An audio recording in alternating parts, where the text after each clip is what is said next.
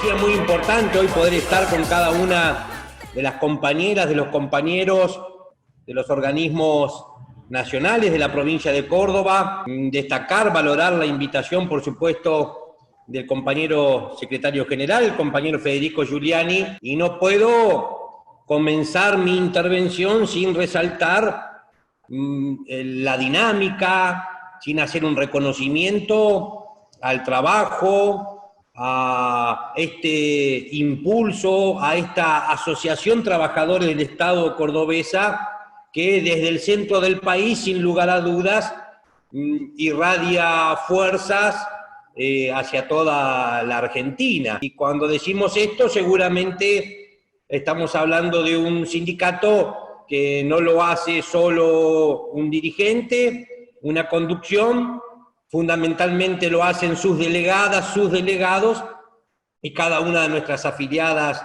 y de nuestros afiliados. Yo hoy me toca tal vez empezar diciendo que cada vez que tenemos la oportunidad tenemos que hacer esfuerzos para poder apartarnos de nuestros sectoriales, es decir, de esa problemática puntual que tengo en el sector y de analizar, porque las y los dirigentes, las y los líderes, como son cada una y cada uno de ustedes que hoy están aquí presentes, tenemos la responsabilidad de analizar cuáles son las consecuencias económicas, sociales, políticas de esta pandemia que estamos atravesando. Todos comienzan a hablar de la necesidad de tener un Estado más presente, de un Estado más fuerte, no solo nosotros como trabajadoras y trabajadores,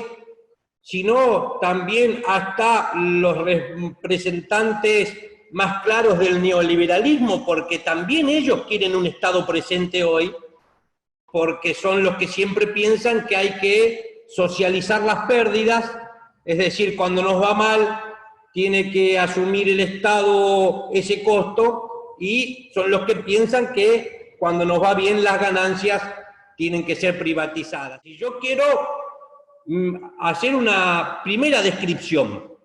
Antes de la década del 90, para que tengamos una idea, el Estado Nacional tenía 1.080.000 trabajadores. ¿Escucharon bien? 1.080.000 trabajadores tenía el Estado Nacional antes de la década del 90. Cuando llegó Néstor Kirchner al poder, en el año 2003, ya éramos solo 240.000 las trabajadoras y los trabajadores del Estado Nacional. ¿Qué había ocurrido en la década del 90? Algunos lo describen que fue la tupacamarización del Estado, haciendo referencia a que ese Estado Nacional había corrido la misma suerte que ese líder peruano que fue mártir contra el coloniaje español, que fue Tupac Amaru, y que no sin antes ver cómo asesinaban a su mujer y a sus hijos, su muerte le llegó a partir de que fue descuartizado, tirado por animales.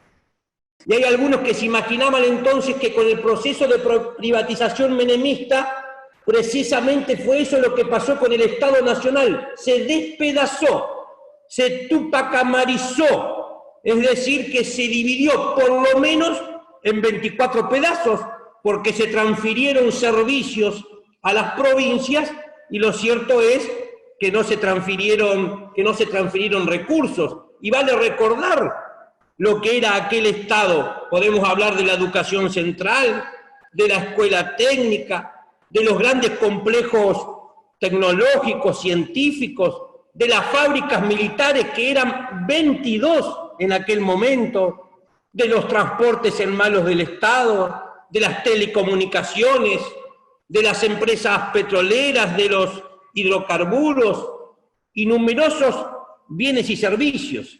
Es decir, que lo primero que me parece a mí que tenemos que concebir es la responsabilidad que tenemos. Seguramente y tal vez nos trascienda hasta generacionalmente a nosotras y a nosotros, pero sin duda ese es el camino que nosotros tenemos por transitar, recuperar ese Estado que supo tener 1.080.000 trabajadores y que hoy está reducido como todos hasta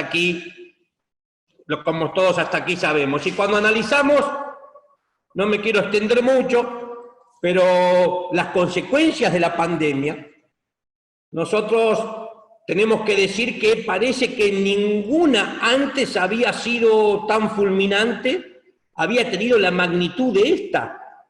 Tan solo en 100 días el virus recorrió todo el planeta y obligó a la mitad de la humanidad, no a los argentinos, a la mitad de la humanidad a encerrarse en sus hogares. Es decir, que el COVID-19 no desata solo una crisis sanitaria, sino que lo que viene es a trastocar el conjunto de las relaciones sociales. Nos viene a trastocar a todas y a todos nosotros, y como sindicalistas, como representantes sindicales, ahí afuera vamos a tener un mundo nuevo del trabajo que ya nos está desafiando, un mundo nuevo que nos está interpelando, porque yo en mi verdad relativa tengo el más absoluto rechazo al teletrabajo, pero lo cierto es que el teletrabajo se está imponiendo. Yo en mi verdad relativa reconozco en el teletrabajo una modalidad de precarización y de que abre las puertas a la tercerización de numerosas tareas en el Estado. Sin embargo, el teletrabajo, hay ya sindicatos englobados en otra central obrera que comienzan a hablar de una regulación del teletrabajo. Nosotros reconocemos en el teletrabajo que si precariza o profundiza la precarización, más lo hace aún con las mujeres que ven triplicada su jornada laboral. Y algunos hablan de la romantización del teletrabajo. No vaya a ser cosa que detrás de la idea de que de paso que trabajo estoy en mi casa y cuido a mi hijo, porque es inviable el teletrabajo como una concepción.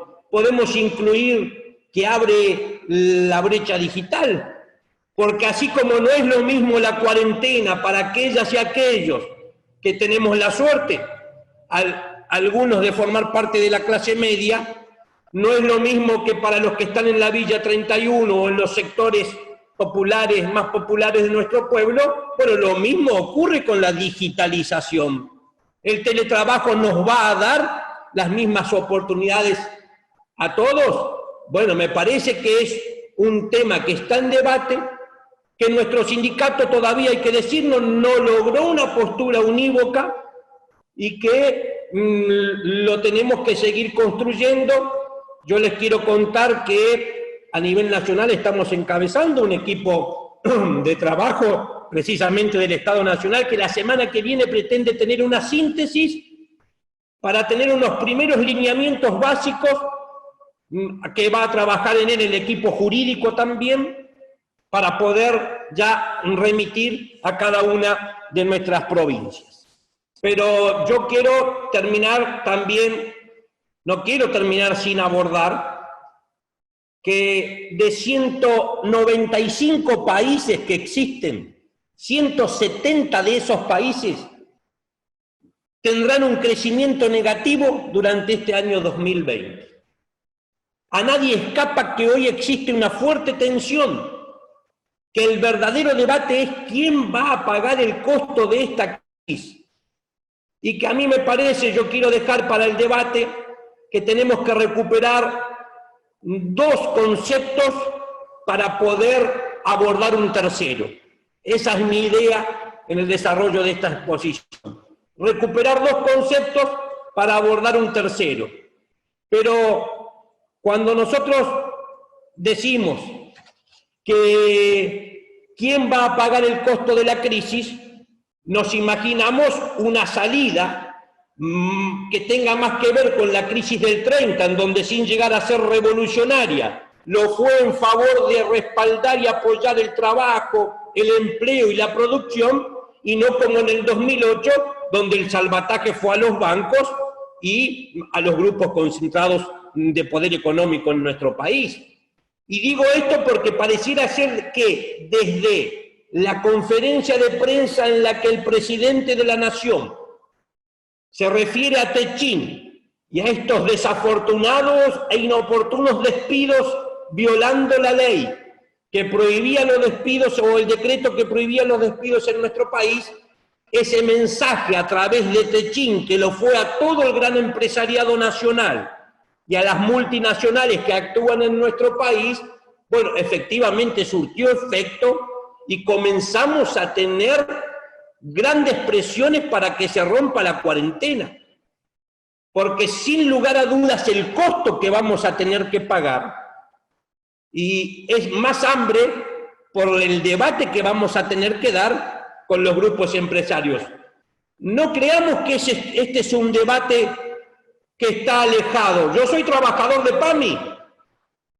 Yo también tengo mi compañera y mi compañero que cuando nos toque reabrir tareas, no sé si va a haber una mampara divisoria con el público, si vamos a tener el barbijo, si va a estar el alcohol en gel, pero trato de alejarme de ese cuerpo a cuerpo cotidiano porque intentamos liderar. Y entonces, si las delegadas y nuestros delegados tienen que liderar, tenemos que ser capaces de llevar las dos, de cumplir las dos tareas a la vez. Es ese cuerpo a cuerpo cotidiano en el sector de trabajo.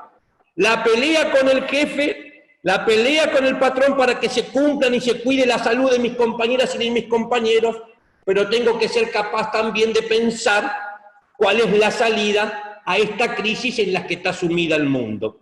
Y entonces algunos dicen, el virus lo que hizo, el coronavirus, explotar el capitalismo por los aires.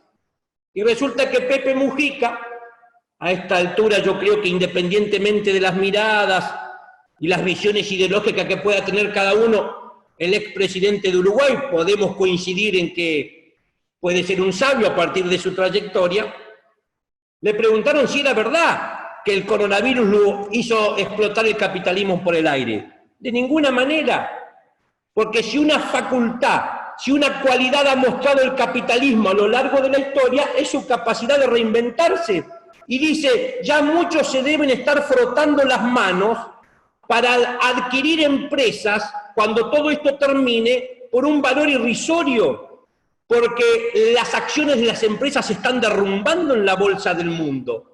Entonces nuestra pregunta, mi pregunta, así como ellos se están frotando las manos, bueno, ¿no es un momento de la historia en el que nosotras y nosotros, los trabajadores, las jubiladas, los jubilados, los sectores populares, también podemos pegar el empujón para empezar a frotarnos las manos y recuperar ese estado a partir de empezar a estatizar o a concebir términos como nacionalizar, por ejemplo, YPF, que tiene el valor más bajo de su historia, para recuperar las empresas energéticas y garantizar la cadena alimentaria, porque acá está el secreto. Los países van a cerrarse entre sí, desaparece el mercado externo y lo único que nos va a quedar es el consumo interno y nuestro mercado interno. Y es eso lo que creemos que nosotros debemos garantizar entonces. Como delegadas y delegados del Estado Nacional, por supuesto que pienso en el alcohol en gel, por supuesto que pienso en cuidar a las compañeras y a los compañeros de mi sector, en representarlos las 24 horas del día, pero también pienso en poder dar estos debates y poder darlos con ellos en cada uno de los sectores de debate. Yo quiero terminar para no abusar del tiempo, y por ese llamado que recibí que me tengo que ir a conducir a otra reunión, nunca pensé que terminaba en eso, pensé que era un compromiso así nomás. Pero yo quiero terminar diciendo autonomía. Ese es uno de los conceptos de los dos que hablaba. Porque nosotros siempre dijimos en ATE que aunque tengamos un gobierno que sea nuestro, no quiero decir que este lo sea, pero que aunque tengamos un gobierno que sea nuestro, nuestras organizaciones sindicales y centrales obreras tenían que ser autónomas para poder reclamarle y de esa manera que ese gobierno profundice las políticas en beneficio de las trabajadoras y los trabajadores. No son la política, porque quienes gobiernan aparecen muy cómodos con la cuarentena. La verdad, nos tienen a todas y a todos encerrados en nuestras casas. Ellos suben y caen en su imagen a medida de si tienen éxito o no las medidas sanitarias, pero lo cierto es que si uno pretende brindar una opinión algo distinta o poner en debate algo, está usando el coronavirus para hacer política, te dicen. Es decir, que nos quieren vedar la política a las trabajadoras y a los trabajadores para que solo la sigan discutiendo 4 o 5 de saco y corbata, y así nos va como nos va. Recuperar autonomía como organización sindical, recuperar el hecho de que tenemos derecho como argentinas y argentinos a discutir políticas entonces, para sí abordar el tercer elemento que yo quiero, y es disputar el relato. En este momento lo que sucede en nuestro país es que está en disputa el relato. Los medios masivos de comunicación todos los días preguntan ¿cuándo se levanta la cuarentena? Cuando en realidad la pregunta debiera ser ¿cómo hacemos para sostener la herramienta más eficaz que hasta ahora tenemos para combatir un virus hasta tanto aparezca la vacuna o un tratamiento adecuado? La pregunta no es cuándo se levanta la cuarentena. La pregunta es cómo hacemos para seguir sosteniendo esa herramienta. Y lo de la última prórroga, no sé si coincidirán conmigo, que pareció más un relato que una realidad. Cuando nos dijeron que, salvo el AMBA, es decir, la capital federal y la provincia de Buenos Aires, pasaban todos a fase 4 y el AMBA se quedaba en fase 3. La verdad que parece más un 4 que un 3. Se abrieron numerosas actividades económicas. Es decir, que pareciera que nos está ganando la pulseada el gran empresariado nacional. Bueno, ese es el debate que tenemos que dar, me parece, en los próximos tiempos. Por supuesto, sin dejar de atender eso más urgente, que son las condiciones y medio ambiente de trabajo en cada uno de los sectores. Pero en eso no cabe duda que cada una y que cada uno de ustedes son los mejores. Siempre hay un dicho que dice, desde que elegimos ser delegados, o me aplaude el jefe o me aplauden mis compañeros, porque los dos a la vez no me pueden aplaudir. Algunos de nosotros, con mucho esfuerzo, sin ser grandes ambiciosos, tenemos alguna responsabilidad que nos confirieron los trabajadores, pero porque siempre decidimos que nos aplaudieran los compañeros. Y yo no tengo duda que cada compañera y compañero que está participando de esta reunión ya decidió desde que fue electo delegado de ATE y desde que lo votaron, también que lo aplaudan los compañeros. Yo les deseo mucha suerte para todas, para todos. Espero que haya servido de algo para iniciar este debate. Déjenme decirles de vuelta que no pretendo de ninguna manera hacerlo por quedar bien. Simplemente pretendo reconocer una realidad. No tengan dudas de que las y los cordobeses que hoy hacen ATE se han transformado en una de las provincias con mayor actividad, sin lugar a dudas. A quienes tenemos alguna experiencia, con total humildad, cada una de las seccionales, cada una de las delegaciones, el Consejo Directivo Provincial le va a poder mostrar en este periodo de 4 años un gran crecimiento a todo el país. Les dejo un fuerte abrazo a cada una, a cada uno, ese abrazo que por ahora no nos podemos dar, porque tenemos que seguir manteniendo la distancia social, pero que seguramente prontamente recuperaremos lo mejor que tiene la política, lo mejor que tiene nuestro sindicato, que es la cercanía. Muchas gracias a todas, a todos por esta oportunidad.